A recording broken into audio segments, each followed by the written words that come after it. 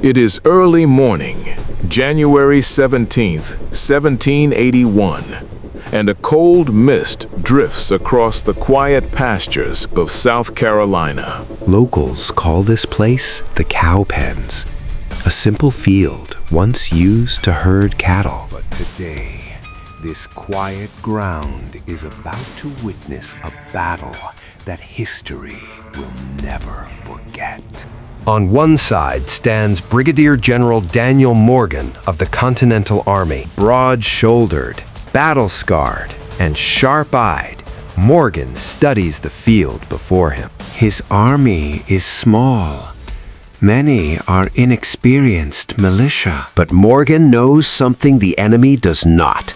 This land, this weather, and the hearts of his soldiers. Across the field rides a very different commander. Lieutenant Colonel Banastre Tarleton, leader of the feared British Legion. Young, bold, and ruthless, Tarleton is known for speed and shock attacks. To him, this is just another chance to crush the rebels.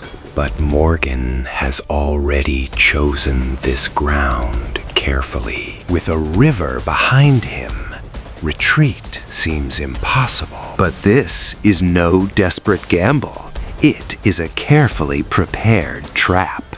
And Tarleton is riding straight into it. To understand Cowpens, you must understand the men who lead it.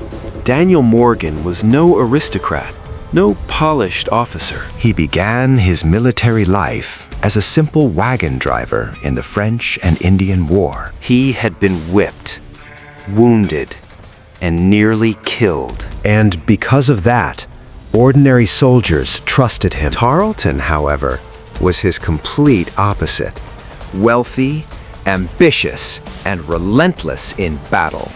His reputation was built through brutal raids across the southern colonies. He believed in crushing enemies quickly, with decisive strikes.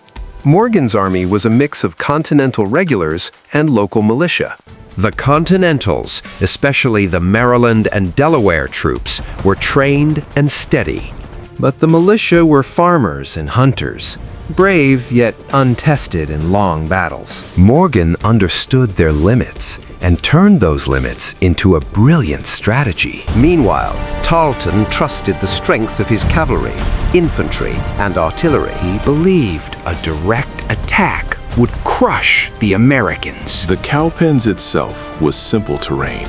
Open fields with gentle slopes and scattered woods. Many commanders would see danger here. But Morgan saw opportunity. He arranged his army in 3 carefully planned lines. In front, 150 expert riflemen waited as skirmishers. Behind them stood the militia, given a clear order by Morgan. They would fire 2 shots and then retreat. Behind them, the Continental soldiers formed a solid final line. And hidden nearby, Colonel William Washington waited with cavalry. As Tarleton's redcoats advanced, drums beating, muskets ready. The trap at Cowpens was about to close, and within 1 hour, it would change the course of the war. As rifle fire erupts across the misty field, Tarleton drives his men forward, convinced the Americans are breaking. But the retreating militia are executing Morgan's plan perfectly, drawing the British deeper, while the Continental line waits calmly for the decisive moment. Suddenly, the Continentals unleash devastating volleys at close range.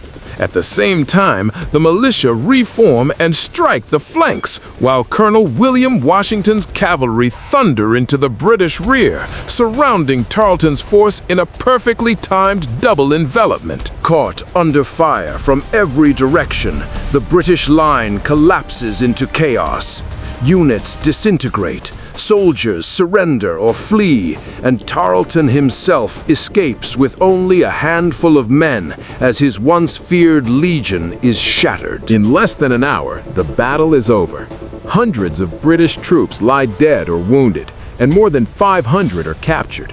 while American losses remain remarkably light and their confidence surges. The victory at Cowpens becomes one of the most brilliant tactical triumphs of the Revolutionary War, weakening British control in the South and setting events in motion that will eventually lead to their final defeat at Yorktown.